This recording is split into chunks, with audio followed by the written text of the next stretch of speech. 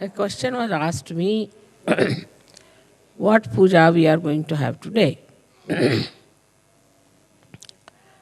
I kept it a secret.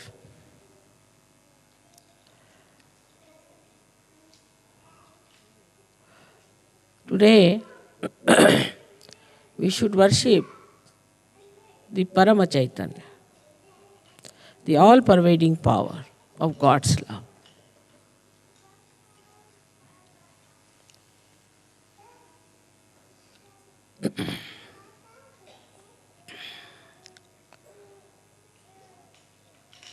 We are aware that Paramchaitanya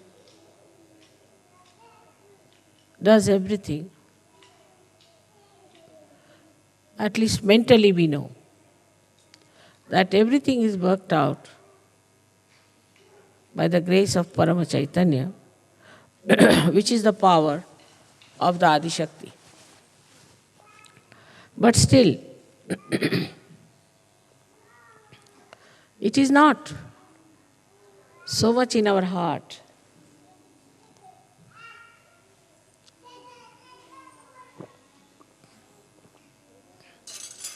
So much in our attention.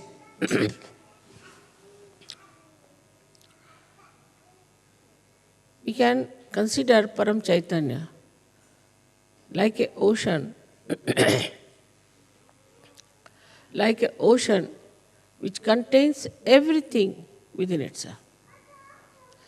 Everything, all the working, everything is within its own limits. So it cannot be compared with anything. You cannot compare it. Now if you see the sun, then from the sun, the rays have to come out to work it. If you see somebody, say a person who has an authority, he has to assert that power outside. So within himself, he doesn't work it out.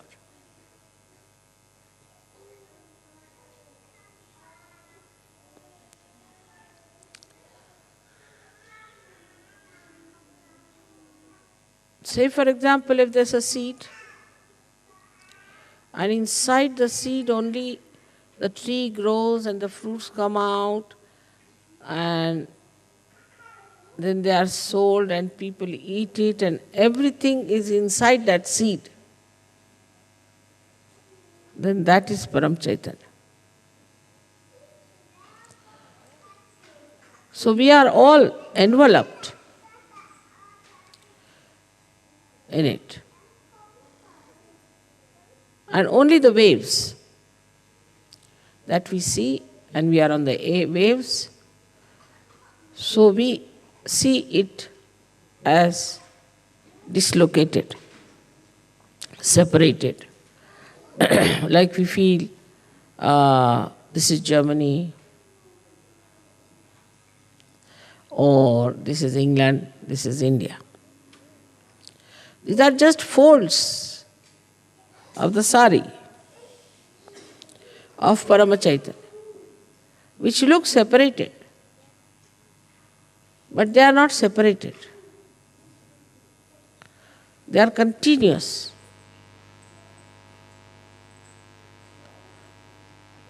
So the connection is absolutely complete.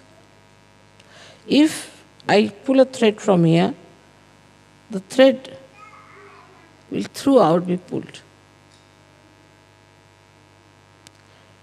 In the same manner, this Paramchaitanya is working within itself. And there is nothing without. So when you are Sahajogis,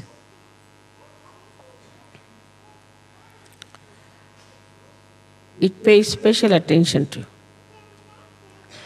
Or I should say, it becomes absolutely one with you. Whatever you desire, whatever you want, also will be coming from the same Paramchaitanya, if you are one with it. Like in a, say, turbulent ocean, some drops of water may fly into the air and start thinking that we are above. We are away from the world, away from the ocean. But again they have to fall into the same.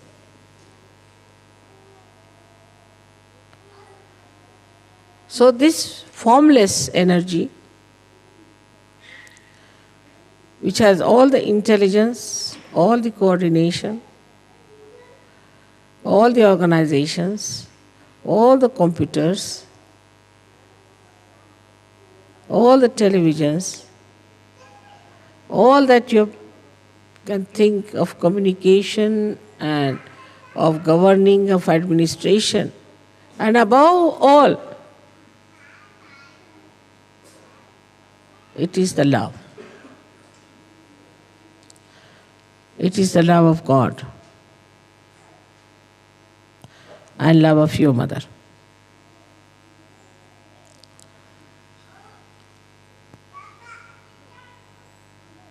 So, to be one with this Paramchaitanya, you have to know that you have to become the reality.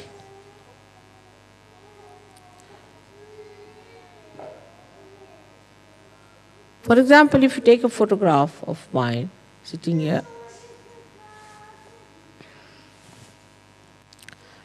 maybe my photograph might give you living vibrations, all right.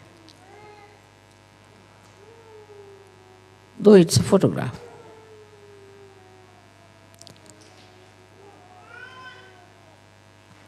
But if you take a photograph of somebody else,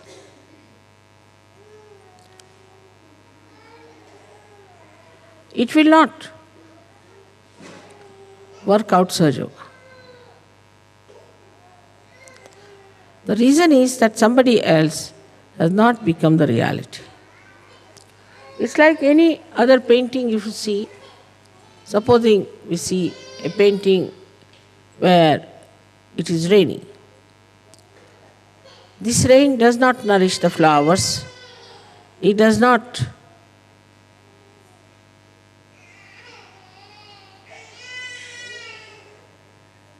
wash the cloth of the people who are there. It is static. So in ignorance,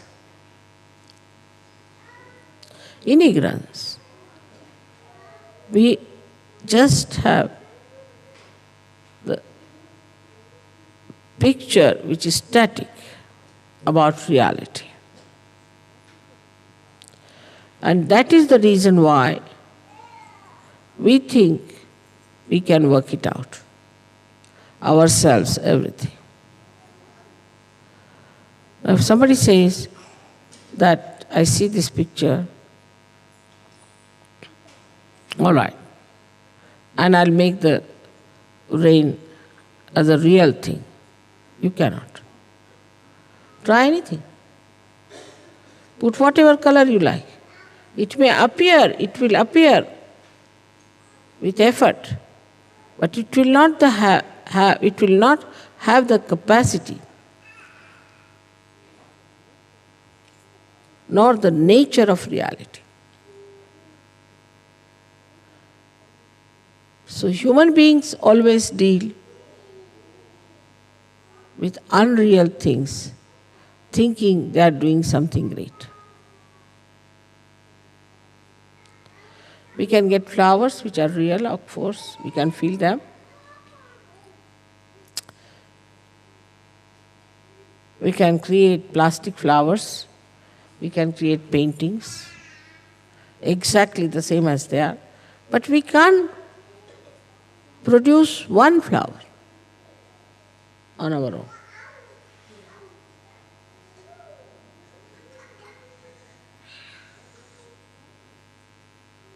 We'll have to go to reality. Is that the Mother Earth is going to produce it.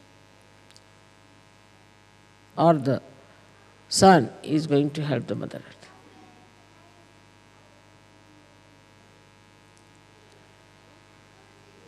So, all of you Sajogis have to know that in reality you do not do anything and everything is done by Paramchaitanya. This is the difference between a non-Sahajogi and a Sahajogi. A non-Sahajogi does not know. And even if he knows, this is not the truth in his heart. It's not a part and parcel of his being.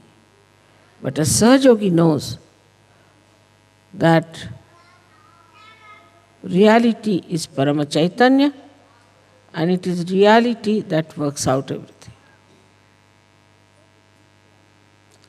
And then this reality is the divine love.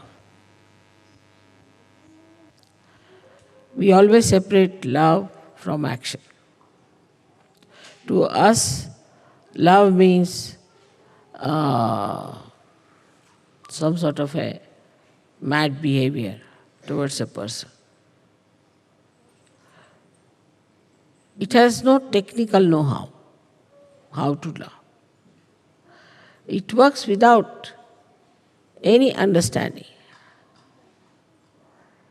When we love somebody, we don't know. What do? We think we love you. Tomorrow we start saying, I hate you. So how can it be love?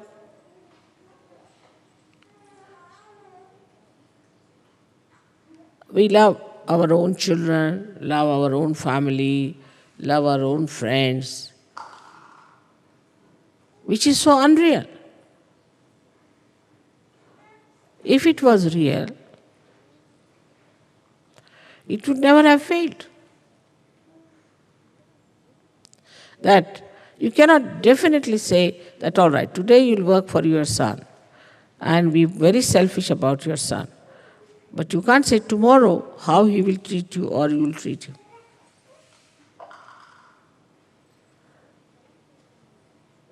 But Paramchaitanya knows. It knows how to express its love.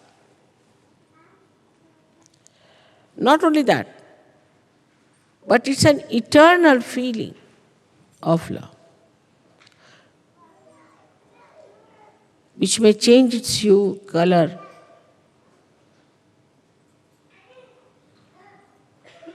but the concern of that love will be the same. The essence of love is concern.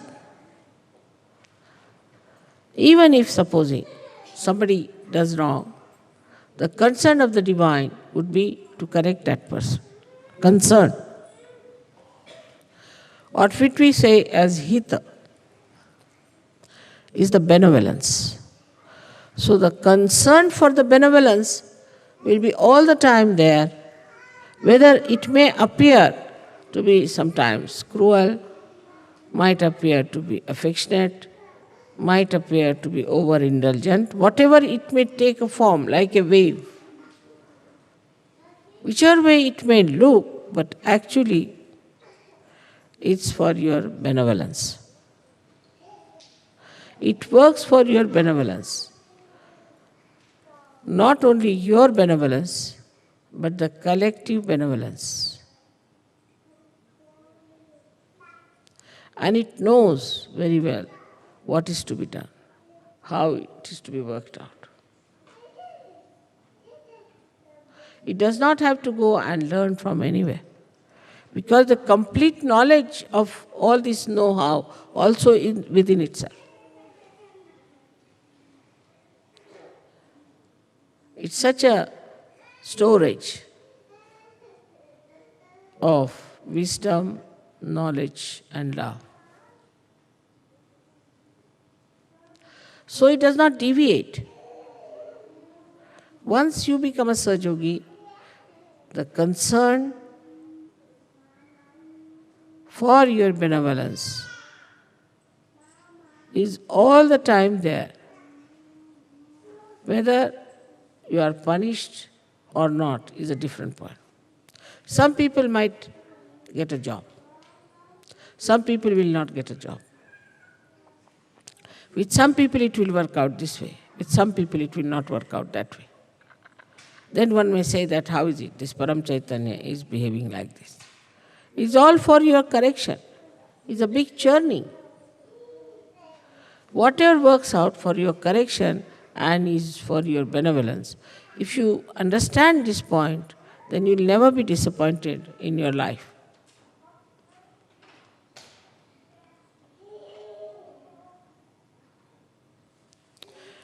And it has no concern of its own benevolence, because it is complete benevolence itself. It never thinks how it is going to be benevolent or helpful, because it has no botheration about it. A man, say, who has everything, worldly things, still may be concerned about getting more, the greed there would be. But as it is the complete Purna, it has no greed. It's fully satisfied with itself. And because it is so powerful, so knowledgeable, that it has no doubts. No doubts of any kind. And because there's nobody which can harm it, it has no fear.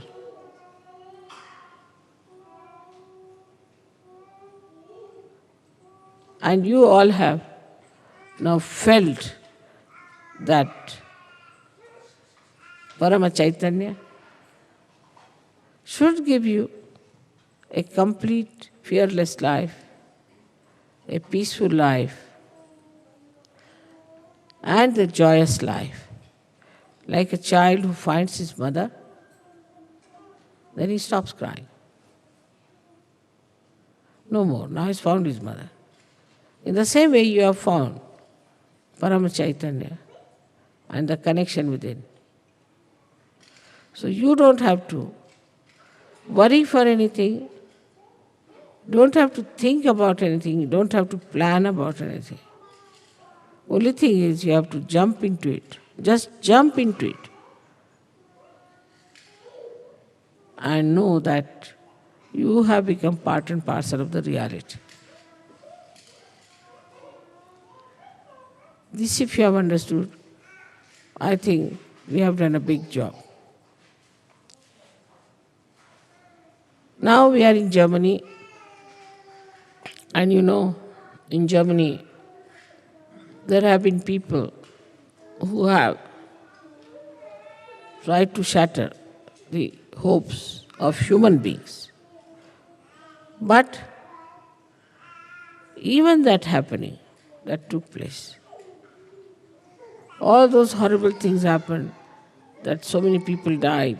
Of course, they are born again, no problem. And such problems came up that they were thinking that the whole world will be finished. They were so much worried. They thought that the whole world will be finished. But did not. But this war has taught us a lesson. It has made us more collective. It has made us understand each other. Otherwise, how do you come out of the ignorance that we are this country, we are that country, racialism, then this so-called nationalism, so-called patriotism, all these separating forces, divisive things, saw clearly we are all human beings. We should be treated as human beings.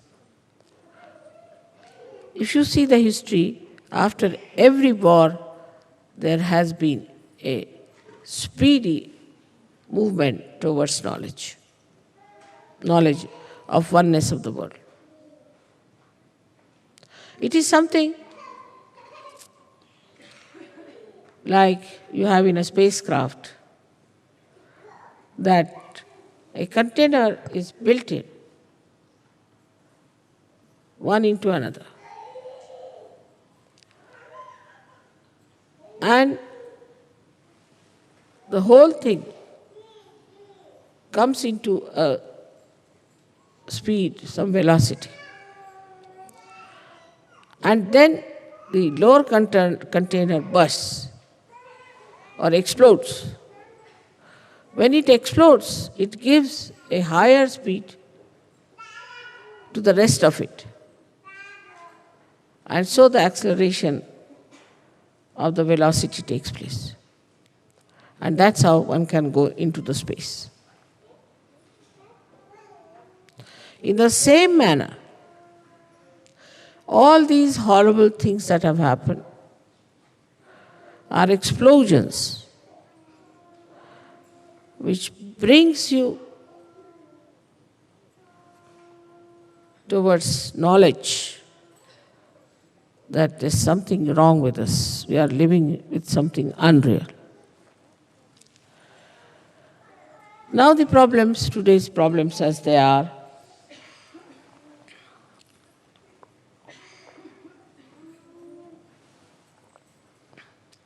like ecology problem, AIDS, drugs, all these modern problems and poverty. If you see it like a witness, you will see these are quite shocking. These are very shocking things. And all these shocking things should really shock our mind. Should really shock our mind. Why we have this problem? And these problems, some of the stupid leaders think that we can solve by making more money. We can protect ourselves from ecology if we have more money. And that we can pollute the atmosphere because we'll have more money. And then we can protect ourselves so that everybody will have to have a mask moving about all over the place. But we should make more money to protect ourselves. Doesn't matter if there is ecological problem, doesn't matter. So you move about like a person who is entering into the area which is all full of fumes. All these stupid ideas come up because they do not see that what is human dignity is. That human beings are above everything else, above machinery, above all material things of the world. They will not talk that will balance the machinery. No. What they will talk, that will make a man a greater slave of the machinery because he must have money. He must have more money. And with this more money, we can protect ourselves against this ecological problem. It is absurd. But if you understand the human dignity, then you have to understand that as a human being, we have to take a very positive, wise step to stop all the nonsense we have been doing.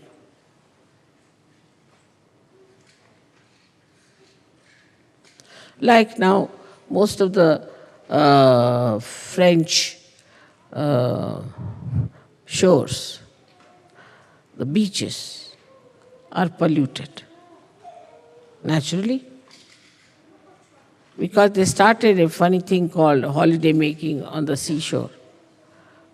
So this is the result. Now do what you please. You cannot do all that. It has stopped. So instead of, the human brain is such, instead of understanding that we have done something wrong, oh, they will say, we will start some new method of cleansing this. They will never condemn what has gone wrong with them, that they have become so addicted to this kind of a funny life that they have on the seashores. Now AIDS. You'll be amazed that in America, why? Even they said that there were, in Los Angeles itself, 700,000 people who glorified themselves as martyrs of AIDS because they are achieving such a great goal of leading a life which is nonsensical, as if like a big revolution. And thinking that they are very, very great revolutionaries, great people, that they are supporting these AIDS disease and glorifying it.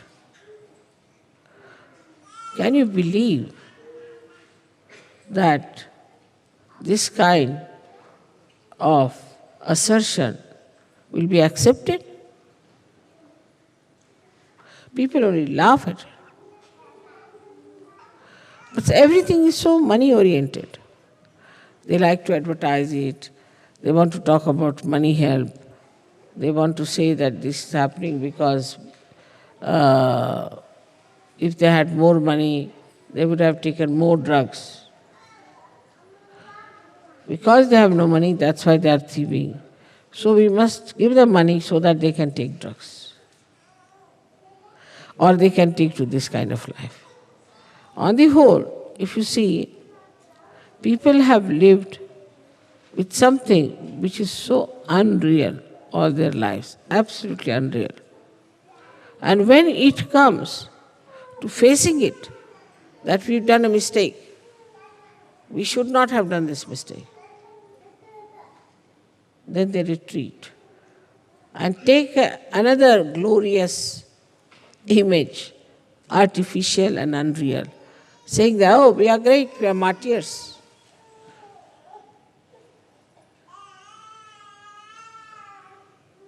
And this is what we call is Kali Yuga, where everything that is ignoble, everything that is to be detested, everything from which we should have protection will become the goal of people to achieve. I hope you have understood that the all-pervading power around us is the one that is doing Sahaja Yoga, is the one that has brought you to Sahaja Yoga, and is the one who has given you blessings, is Paramchaitanya, through which it has worked out. So today's prayer should be that we be more and more aware that we are part and parcel of that Paramchaitanya, and that we can feel that. We can use that power. We can work it out. If it is felt today that way, I think a lot of work has been done already, and may God bless you for that.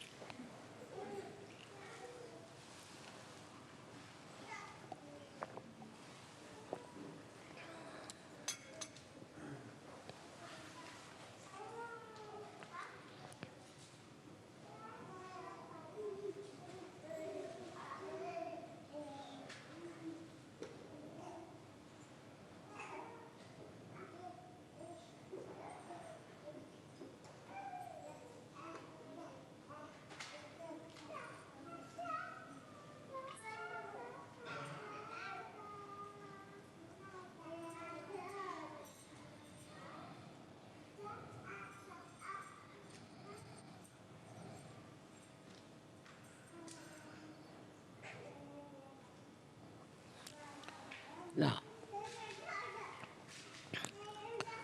so when you are doing this puja, please remember that you are worshipping me as Paramchaitanya.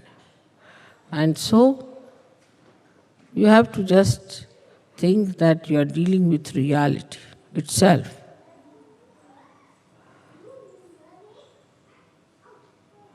With that understanding, you have to do this puja.